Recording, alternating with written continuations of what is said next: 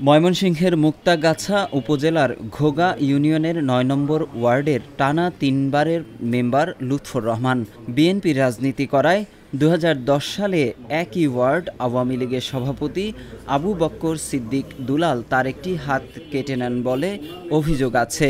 তৎকালীন তার নামে করা হয় নাশকতার মামলাও।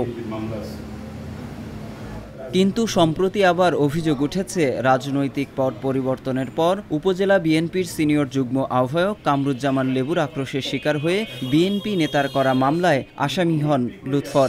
ঘটনার পর থেকে পলাতক রয়েছেন তিনি। এমন ঘটনায় তার পরিবারেও নেমে এসেছে হতাশা। আমি আওয়ামী লীগের আমলে 2টা হাত হারাইছি, একটা হাত আমার একেবারে চলে গেছে, আরেকটা হাতও আমার পঙ্গু। আমি বিএনপি সাপোর্ট করি বিদায় আমাদের পারিবারিক সবাই বিএনপি। আমার দাদা ছিল বিএনপির সভাপতি 20 বছর, বর্তমানে আমার চাচা, আমার আপন চাচা বিএনপির সভাপতি। আমরা সবাই বিএনপির, আমাদের পারিবারিকভাবে সবাই বিএনপি। এখন আমার দুঃখ হইল, এখন দেশের এত কিছু পরিবর্তন, আমাদের সামনে সুসময় আসতেছে, সেই সময়ও আমি বাড়িতে থাকতে পারতেছি না।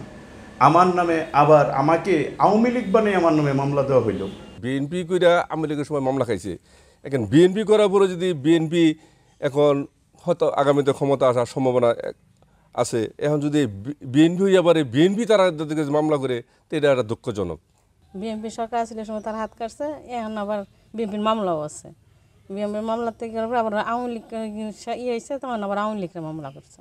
শুধু লুৎফর নয়, কামরুজ্জামান লেবুর আক্রোশের শিকার হয়ে মামলায় আসামি হয়েছেন বিএনপি কর্মী বুলবুল এবং মুন্নাফ মিয়া কামাল। ফেরারি আসামি হয়ে বাড়ি ছাড়া তারা।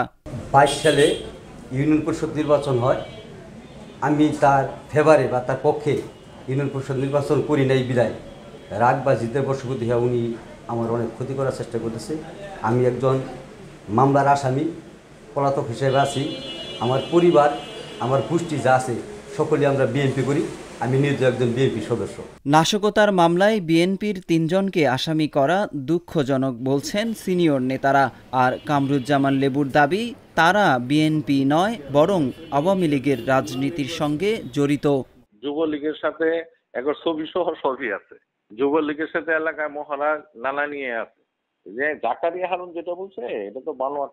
সে তো অনেক মামলায় জড়িত, চিটারি বাটপারি অনেক কিছু।